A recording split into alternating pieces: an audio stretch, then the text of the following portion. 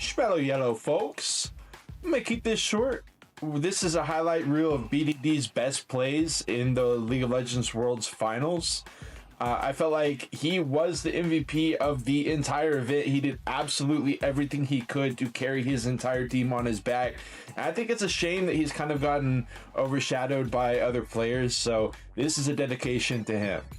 All right, don't worry, y'all. This is just a replay right here. But basically, game 1 was really quiet. Game 2 was not looking particularly amazing for KT. They were up, about 2K at this point, but you got the Sivir for T1 that's going to be infinitely scaling, the Scion, which is never going to stop scaling, up against, an Ezreal and a Mel and a Rek'Sai. It's like not super great late game champs, but this fight was huge for BDD. Look at him set up. He gets the kill with an ult right here to start it off. He has to ult to secure that kill. Now he's without a huge value ult, but he has a perfect flash timing.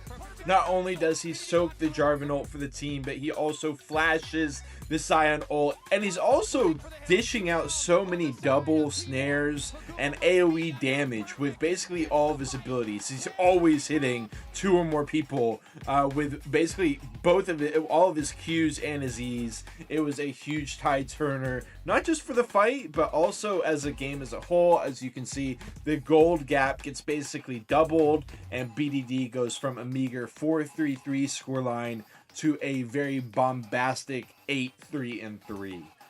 This was a really tense moment here in game 3 for KT, because they did have an edge, but not by much. You can see 3 members of T1 had a gold advantage.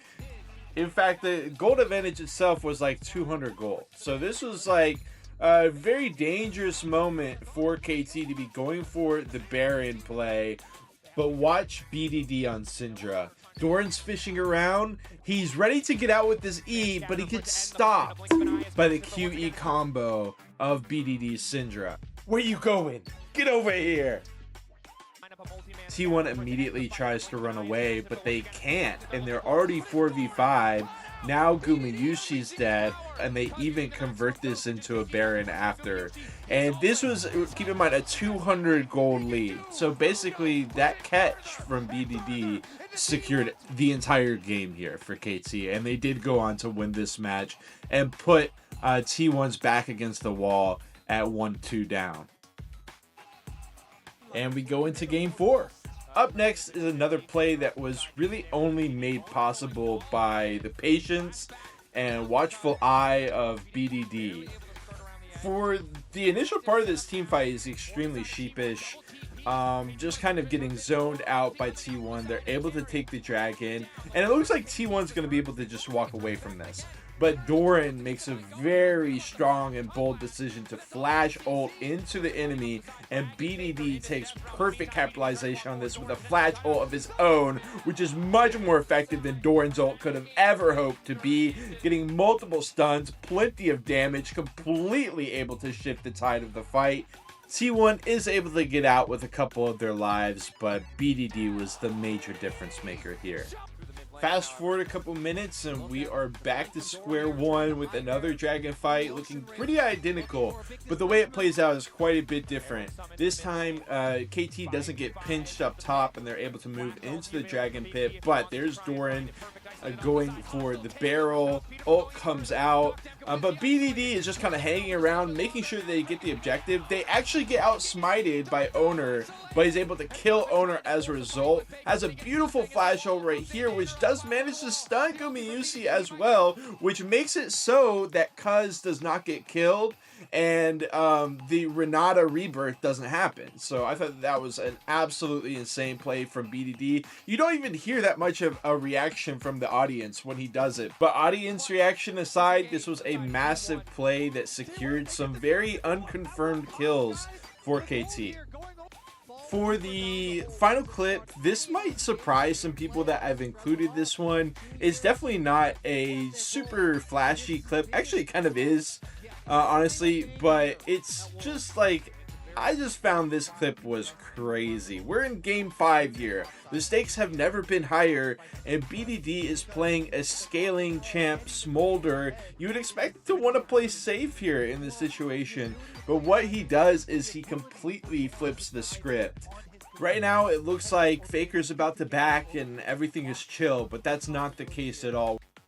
Owner is actually setting up a flash gank with Faker. We'll get ready for the flash. Boom. He tries to send BDD back towards the tower, but BDD is too quick. He reads the play, and also he starts using his E the millisecond that Faker flashes just to guarantee that he does not get brought back to the tower. So Faker uses his flash, and the gank is foiled. Now, for most players, I feel like that would be enough. Like, you've got the Galio flash is gone. You're playing Smolder. You're gonna have you're against a melee champ anyways. You got a really chill lane ahead of you where you just get to pressure the melee whenever he walks up. That's not what BDD does at all. He flashes in and goes for the kill on Faker. They do trade kills, but 3 caster minions are gone, leading to what?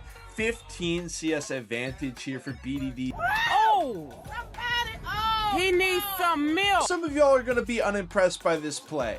Yes, Faker still got the cannon. Yes, he E'd into BDD and knocked him up. But BDD had to preemptively flash in order to get Faker locked down. And you have to, again, the context is everything here. Game 5, everything on the line against the T1, against the Faker, god of all everything.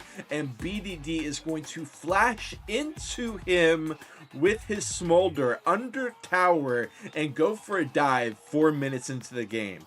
He's an absolute madman, and he gets the marginal payoff as well.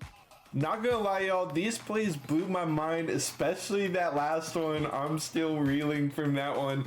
I love LCK. I've never really been a crazy BDD fan, but honestly, after this 5-game series, I think that I am going to be a BDD fanatic for life. I gotta start working on the bussy down danger BDD, the bussy danger. I might have to workshop that a little bit more, but something including bussy is going to be my new BDD war cry here, because I loved it, and I hope y'all did too.